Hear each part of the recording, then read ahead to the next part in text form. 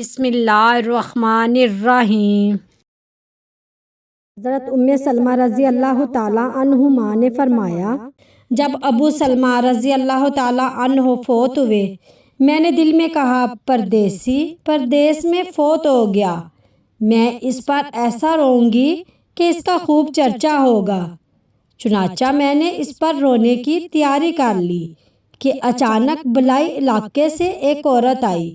وہ رونے میں میرا ساتھ دینا چاہتی تھی کہ اسے سامنے سے رسول اللہ صلی اللہ علیہ وآلہ وسلم مل گئے تو آپ صلی اللہ علیہ وآلہ وسلم نے فرمایا، کیا تم شیطان کو اس گھر میں دوبارہ داخل کرنا چاہتی ہو جہاں سے اللہ نے اس کو نکال دیا ہے؟ دوبارہ آپ نے یہ کلمات کہے تو میں رونے سے رک گئی اور نہ روئی۔ صحیح مسلم حدیث نمبر 2134۔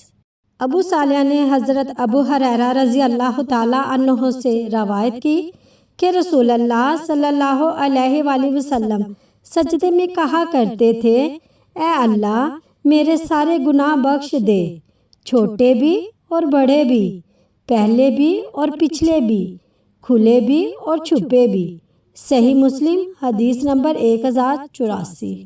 حضرت ابن عمر رضی اللہ تعالیٰ عنہ بیان کرتے ہیں کہ رسول اللہ صلی اللہ علیہ وآلہ وسلم نے فتح مکہ کے سال آیت سجدہ تلاوت فرمائی تو تمام لوگوں نے سجدہ کیا۔ ان میں سے بعض سواری پر تھے اور ان میں سے بعض نے زمین پر سجدہ کیا، حتیٰ کہ سوار اپنے ہاتھ پر سجدہ کر رہے تھے۔